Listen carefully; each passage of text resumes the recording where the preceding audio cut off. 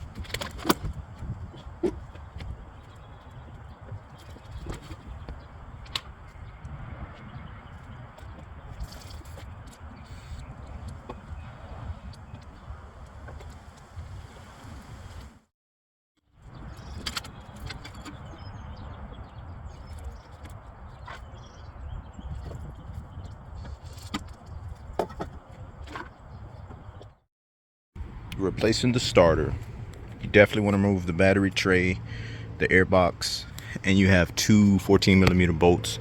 You can actually access them through this right here, this wheel weld. It was missing on this one, so it was cool. Dislocated the oil, what is that, an oil filter? Or I forget the name of it, but moved it out the way. That way I can make room for the starter.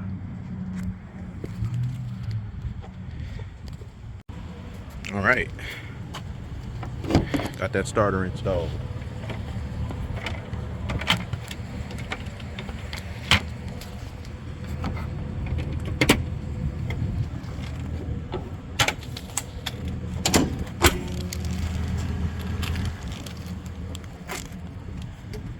Let's test it out.